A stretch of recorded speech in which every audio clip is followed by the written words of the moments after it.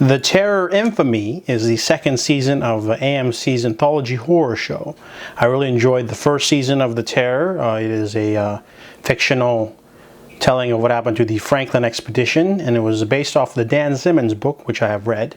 So the second season is a completely different story. It takes place mostly in a Japanese internment camp, and I think the thing that made me want to watch this series is that it's got a lot of Japanese influence, Asian cast and crew. George Takei is in it, and I just wanted to check it out because, I really enjoyed the first season. The second season isn't that good. It's hard to, bash this show because there's a lot of things I liked, but there's a lot of things I don't. The series opens with a very grisly scene, and then the show never really gets back to that kind of grisliness.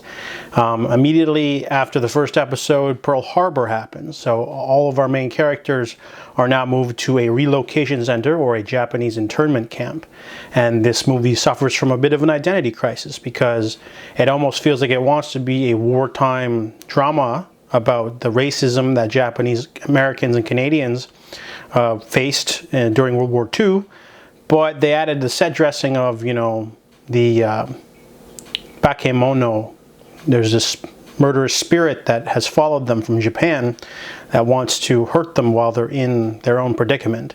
However, the two different tonal shifts never mesh well together. Like the spirit is there, but she's like full on, like there too much. Like she's got a physical form too, and it feels really jarring because they never really go over the ground rules of what she's allowed to do. She's showing up in places halfway across the country, and then she's not, then she's physically there, but then she's not, and then they keep calling her different things. She's a Yurei, she's a, all these different things. And episodes 2 to 5 kind of just deal with the internment camp stuff. Episode 5 is mostly a flashback episode that gets really literal. I like the imagery, but it's very like in your face, and like it jumps back and forth. So one episode you'll get like a supernatural set episode with a lot of flashbacks, and you'll get like this is a strictly an internment camp episode. And the last 2 episodes are very horror centric, so it kind of feels like the Japanese internment stuff is kind of like filler almost. It affects the characters a little bit, but it's mostly just there to sort of fill out the story, because either story on their own wouldn't be very long, right? The story of a Japanese spirit taking out a whole bunch of people for revenge, or spending 3 years in an internment camp and it being really crappy. But either way, the series has really good production values. George Takei, when he was a child, was in internment camp, so he can vouch for the authenticity of the set design. Acting's okay. Some spotty performances here and there from the lesser characters, but overall it's a good effort, but I just feel like the elements never mesh.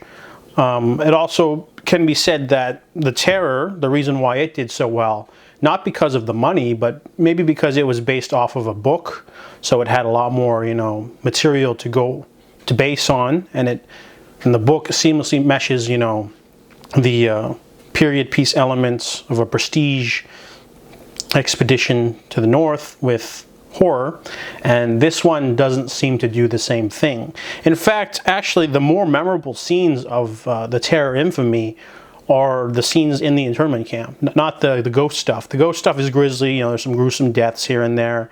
There's some creepy moments in the last 2 episodes, but the more memorable stuff for me was the blatant and sometimes not overt, but the sort of subtle racism that the Japanese Americans faced. There's a lot of really stark, memorable scenes, but the show never finds its balance, really. It doesn't find a way to seamlessly execute both of them at the same time. So it's either, oh man, they're being racist, or they're being unfair to us, or there's a ghost attacking us and killing us, and it never manages to seamlessly blend them together. Sometimes they do. There's like a really good set piece in which a soldier commits suicide, and it's caused by the spirit, but it sort of turns over into a frenzy, but it feels like the vengeful spirit never really has a plan. It just sort of wanders around doing things half-assed.